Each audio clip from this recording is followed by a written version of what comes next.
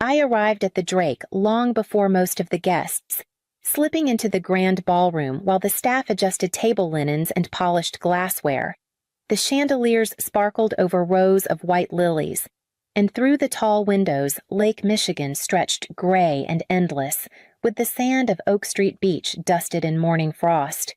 It should have felt festive, but all I saw were crooked place cards and clumsy seating arrangements that would ignite arguments before the champagne was poured. I moved quietly from table to table, nudging centerpieces, swapping names, correcting disasters no one else seemed to notice. Saris. My father called from the dais, holding a clipboard as if he were still running a factory floor. Make sure the ushers know where to direct people. Don't reorganize everything the way you always do.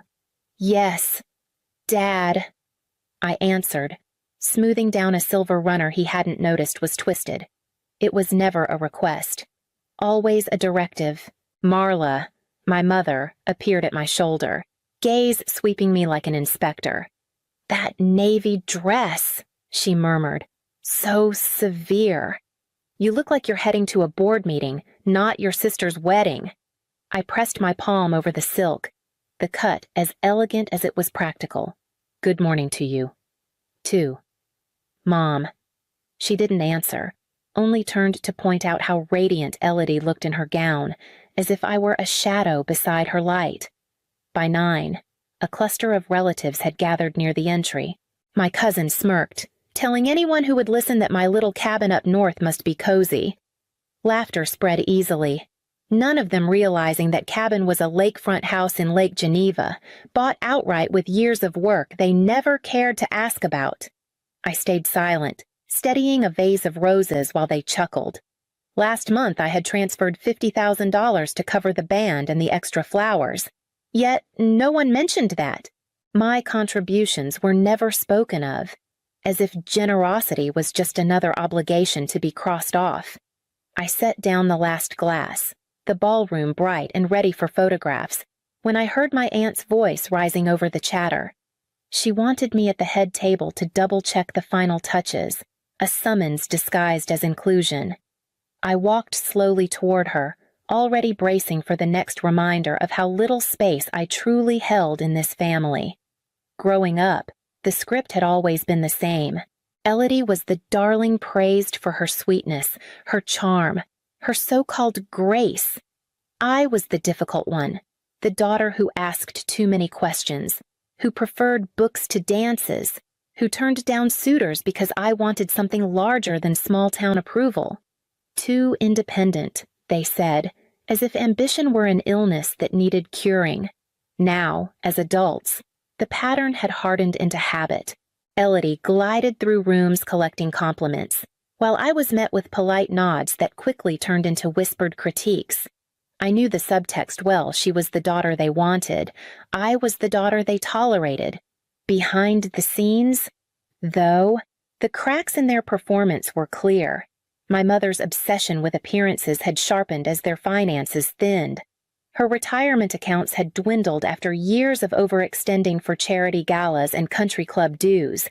The pearls around her neck looked like armor, each strand a reminder that she couldn't afford to let anyone suspect weakness. My father carried his own strain, though he tried to bury it beneath authority. Alder Industrial, the family company, was wobbling. The expansion loan he'd staked his pride on had become a liability. Bankers wanted a stronger cash cushion, and he didn't have it. That morning, while the photographers set up along the balcony, Elodie slipped into the anteroom where I was checking a seating list.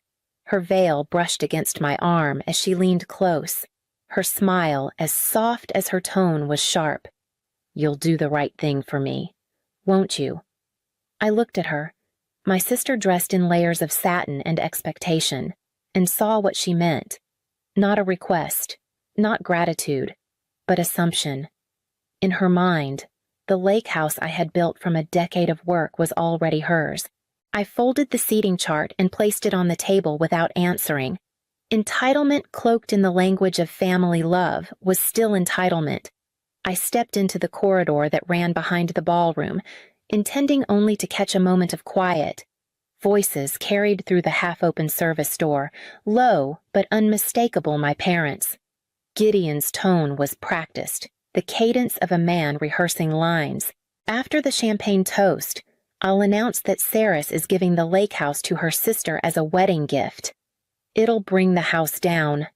Marla's reply was clipped, steady. She won't make a scene. Not here. Not in front of 200 guests. She's too proud for that. The words settled in my chest like ice. This wasn't a passing idea.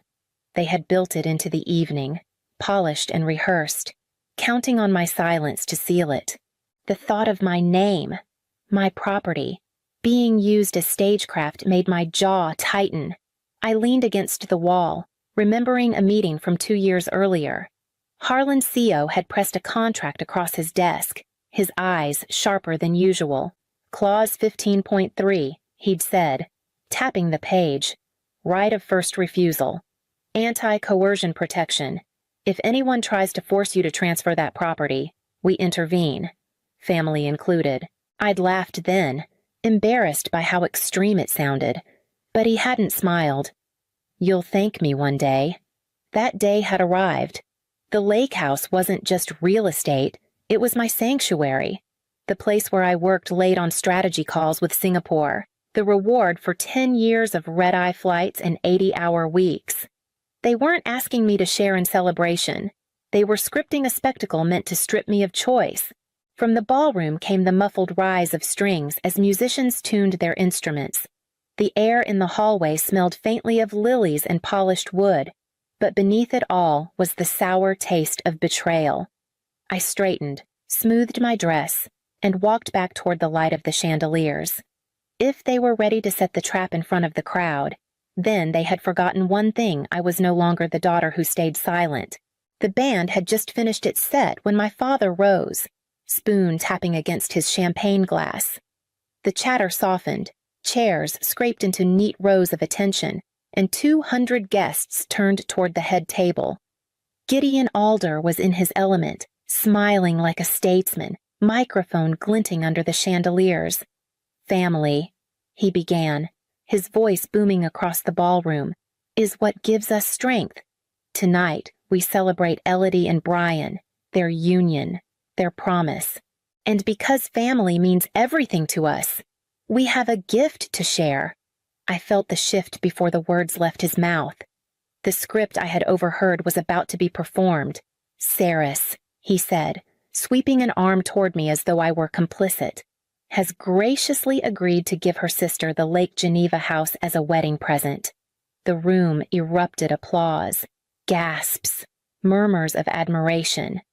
Elodie pressed her hands to her chest, eyes shimmering with tears she had rehearsed in the mirror. "Oh my God, Saris," she whispered into her own microphone, her voice amplified. "Are you serious?" The lake house, dozens of heads turned, all eyes searching for my nod, my smile, the cue to confirm the fairy tale. I set my glass on the table and rose slowly. That, I said, my voice carrying without need of amplification, was not discussed with me. The lake house is not available. The applause fractured into silence, replaced by the hiss of whispers sliding from table to table. She's selfish, cold, even today. Imagine ruining your sister's wedding. The judgments settled on me like ash. Across the room, my cousin Derek raised his phone higher. The red light of a live stream blinked, recording every angle, every breath. My father's face stiffened, but he forced a chuckle into the mic. "Don't be difficult, sweetheart. This is family. Of course you want to make your sister happy." I kept my voice even, the same tone I used in boardrooms when shutting down a bad deal. Her happiness doesn't require my home. Elodie's lips trembled, her perfect tears spilling on cue. "I thought you wanted the best for me." I met her gaze, steady and unflinching. "I do, but I won't sign away what's mine." The ballroom shifted uneasily, torn between sympathy and spectacle. The band stood frozen. Plates cooled on silver trays. The only sound was the relentless click of the photographer's camera and the whisper of my mother's heels as she rose from her chair. She was moving toward me, eyes narrowed, hands clenched, and for the first time that evening, the applause had died completely. My mother rose from the head table like a storm breaking loose.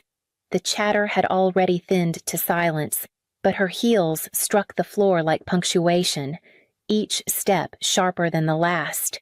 Guests shifted in their chairs, torn between horror and fascination.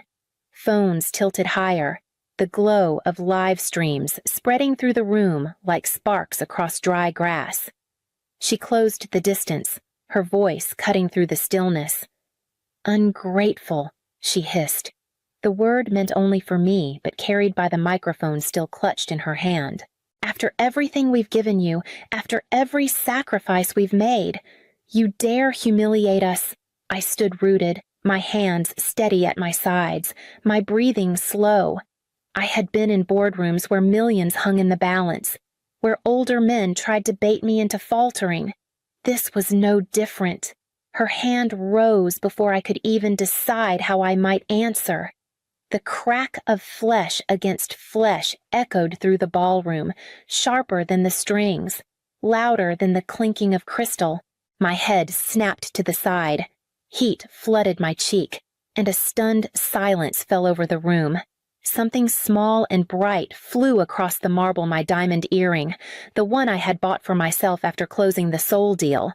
It landed 10 feet away, glinting under the chandelier like a shard of ice. Gasps rippled through the crowd. The band stopped mid-chord. A child whimpered at the back of the hall. The camera clicks paused, then redoubled, frantic to catch every frame.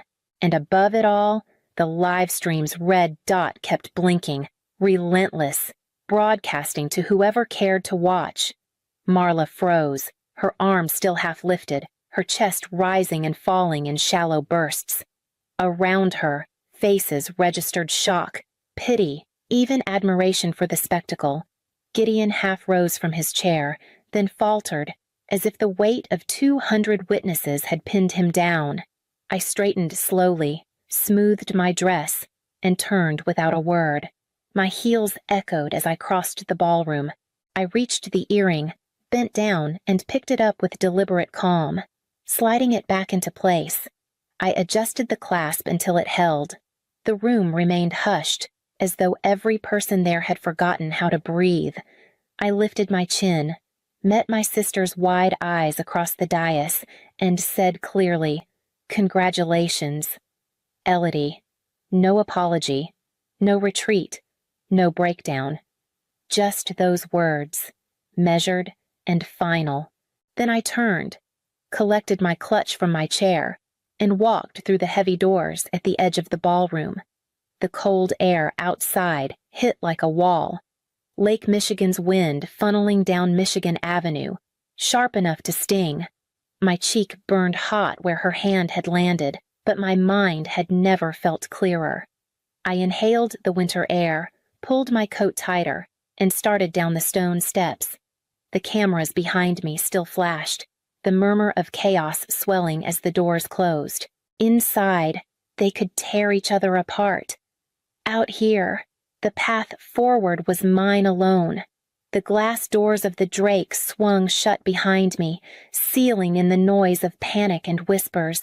The lobby's marble floor gleamed under soft light, and for the first time all evening I was beyond their reach.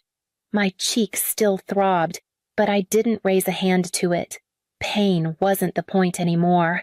I slipped my phone from my clutch and dialed Harlan Co. He answered before the second ring. "Madison," he said, voice clipped, businesslike. "It's Saris," I corrected, my voice steady. "Green light. 15.3. There was a beat of silence, then the rustle of paper, the unmistakable tone of a man already in motion. "Understood. I'm in Chicago now, 2 blocks from Willis Tower. Legal's here with me. We'll be ready in less than an hour. Make it sooner," I said, already moving. I ended the call without ceremony and stepped out into the cold. The valet hurried toward me, but I waved him off and walked directly to my car.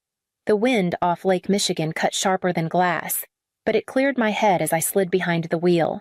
The drive north toward Lake Geneva felt both endless and immediate. Each traffic light blinked like a metronome, marking the seconds until the trap collapsed on the ones who had set it. My phone buzzed against the console notifications exploding from the live stream, messages from colleagues who had already seen enough. I ignored them. At the tollway, I pressed speed dial for the security office at the lake house. "New list," I said. "Effective immediately.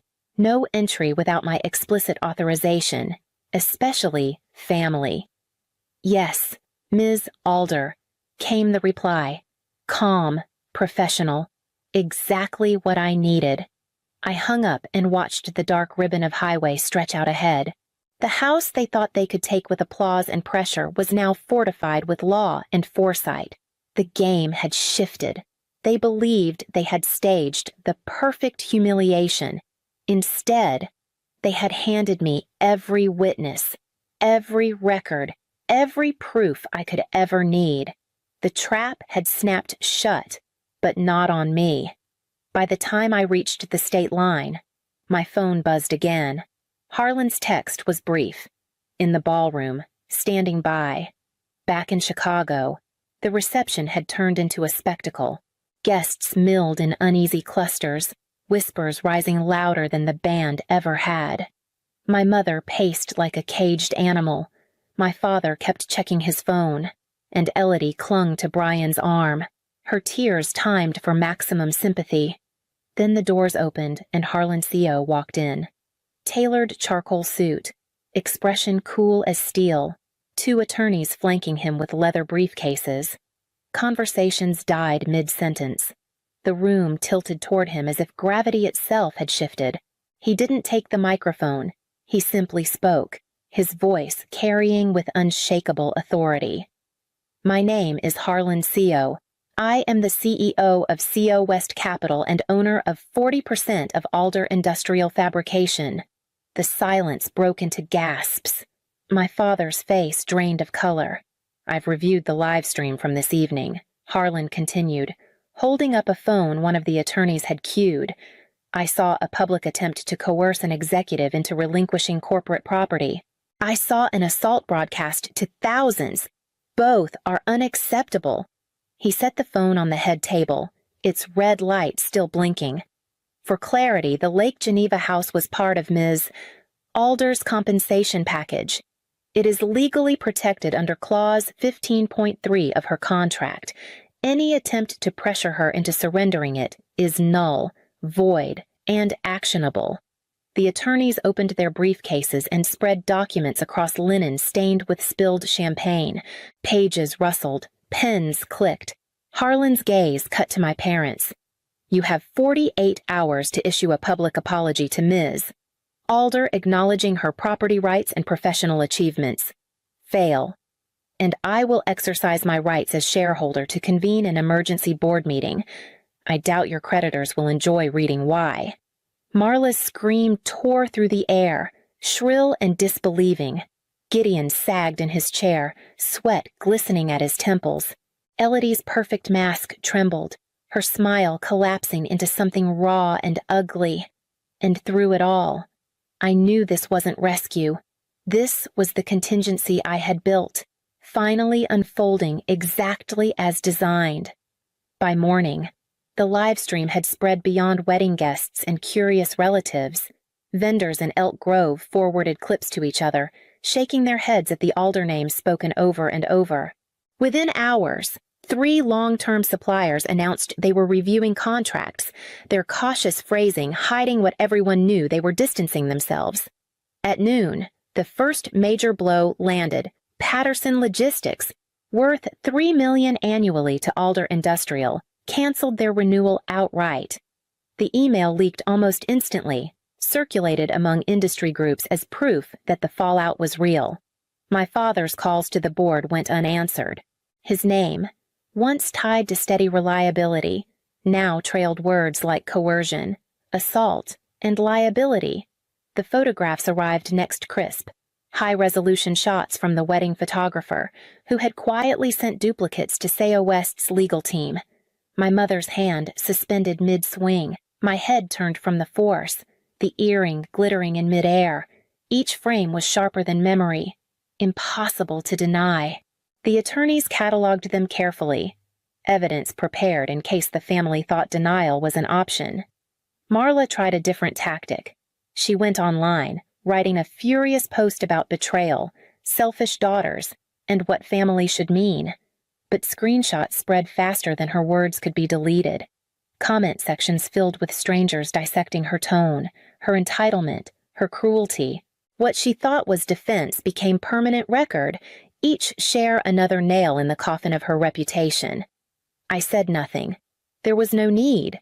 Every frame, every post, every canceled contract spoke louder than I ever could. Silence became my strongest statement. That evening, I sat by the window of my Lake Geneva house, the lake frozen in the last light of day. My phone buzzed with updates from Harlan, from counsel, from colleagues who called my resolve inspiring. I let the screen dim and placed it face down. The world was speaking, and for once, it was not against me. 47 hours after Harlan delivered his ultimatum, my father issued the apology. It read like it had been drafted by lawyers, every word polished but hollow acknowledgement of my right to the lake house, acknowledgement of my professional achievements, a formal line about regret. It satisfied the letter of the demand, but none of its spirit. My mother refused altogether. Instead, she posted another tirade online, one that was shared so widely that it became proof of her own undoing. Elodie's marriage, barely days old, began to fracture. Brian's parents asked for counseling before recognizing the union formally. Entitlement had a way of revealing itself in every corner, and they didn't want to be pulled into the wreckage. While my family unraveled, Sayo West called me into the Willis Tower offices. The board had voted to promote me to Senior Vice President of Global Development. The package came with a raise and stock options large enough to buy another house, though I had no interest in more property. Instead, I donated the bonus to a women's shelter in Milwaukee that specialized in helping women leave abusive households. It felt like a better use of victory. Back at Lake Geneva, the season shifted slowly toward spring. I walked the shore path most mornings, past old Victorian boathouses in the Black Point estate, each step grounding me in a history that wasn't mine, but reminded me I was building one of my own. The gate to my property clicked shut behind me, locked with a new key only I carried. At sunrise, coffee in hand, I watched light scatter across the frozen lake.